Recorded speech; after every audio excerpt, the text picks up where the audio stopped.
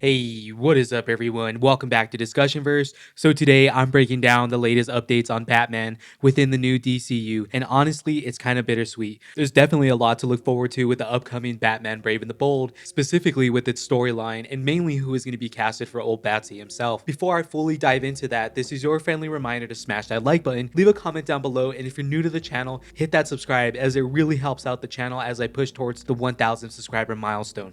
So here's where things currently stand. Robert Pattinson's Batman, along with Matt Reeves' incredible noir-driven vision, is not crossing into the DCU territory. Reeves' epic crime saga, as they are calling it, will continue as its own completely separate universe, with the Batman Part 2 and its own spin-offs existing independently. And here's the key part. This wasn't some studio mandate. It came from conversations between Gunn and Reeves themselves. Gunn respects Reeves' storytelling so much that he's letting him finish his world without any interference or expectancy. And in return, Reeves supports Gunn's plans to launch a brand new Batman for the DCU. That's definitely a bittersweet outcome, especially for fans of Robert Pattinson's take on Batman. But this essentially confirms we are getting two Batmen. Pattinson's brooding detective in one corner and a brand new Bruce Wayne set in Gunn's rebooted continuity. This DCU version of Batman is expected to be introduced within The Brave and the Bold, and that's going to be directed by Andy Muschietti. And this movie is said to center around Bruce Wayne and his son Damian Wayne, who is taking the mantle of the new Robin. Now, this choice is actually really smart, as Damian Wayne brings emotional weight, legacy,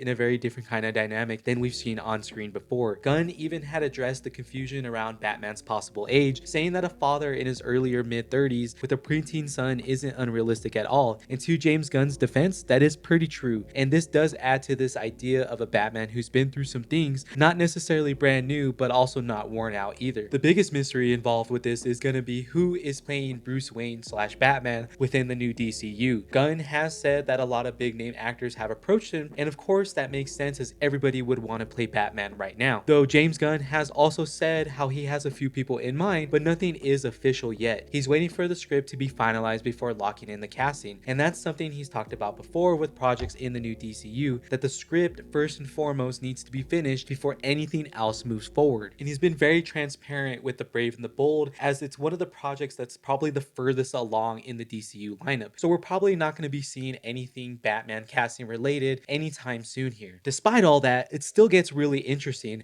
as the first on-screen appearance of the Batman in the DCU might actually happen before The Brave and the Bold. And I say this because coming in 2026 is Clayface. That's going to be a horror-driven Gotham story that's shaping up to be one of the most unique entries in the current DCU slate. This is canon to all the ongoing events within the DCU right now, and is going to be an important movie within the storyline overall. The film is set to star Tom Rhys-Harris as Clayface, with Naomi Ackie and Max Minghella reportedly joining the cast as well. This movie is going to be a blend of body horror and tragedy, with it being a monstrous origin story set in Gotham City. And here's the kicker: leaked set photos have shown Gotham locations like Amusement Mile, and even posters referencing the Flying Graysons, along with other locations like Crime Alley and Park Row, which all have major Batman connections. We also see other location details like the Joker's Roll Graffiti everywhere and Club Vesuvius, which possibly hints at a Zatanna connection forming within the DCU. With all this world building being laid out with this film, it really makes me think that Clayface could serve as Batman's first soft introduction ahead of The Brave and the Bold. And that lines up perfectly with Batman's character in being a shadowed figure lurking in the background, a legend whispered about, and living within the shadows. It could maybe even be a quick cameo without revealing who's under the mask. It's the perfect way to plant the seeds before the full debut. And that is why this whole situation feels bittersweet, as on one hand we are getting a brand new Batman where there's going to be a father-son story that finally introduces Damian Wayne's Robin, and this may even reveal other versions of Robin within the movie or characters within the Bat family itself. And then on the other hand, we still are able to get Pattinson's version of the Batman, which is that grounded grim detective world that stays separate and never collides with the larger DCU. And you might be asking, but Discussionverse, how do we cope? And the real answer is, I don't know, but I'll probably just keep on keeping on myself, hit the old Benjamin a few times, and definitely go cry about it. It's fine. Everything's fine. But honestly speaking, if they play it right, both can coexist beautifully. Reeves gives us the cinematic crime saga, while James Gunn goes over and builds a whole new generation of heroes that doesn't shy away from a world with metahumans. There's definitely a lot more to come for DCU Batman, and I am already on board for this version, even if it may go in a different direction than anticipated casting wise. That being said, that does wrap up this video with the current information for this iteration of Batman and my thoughts on that. But I want to hear your thoughts in the comment below as well, so don't forget to leave one there. And of course, do not forget to smash that like button. And if you like this video, be sure to hit that subscribe for more videos just like this.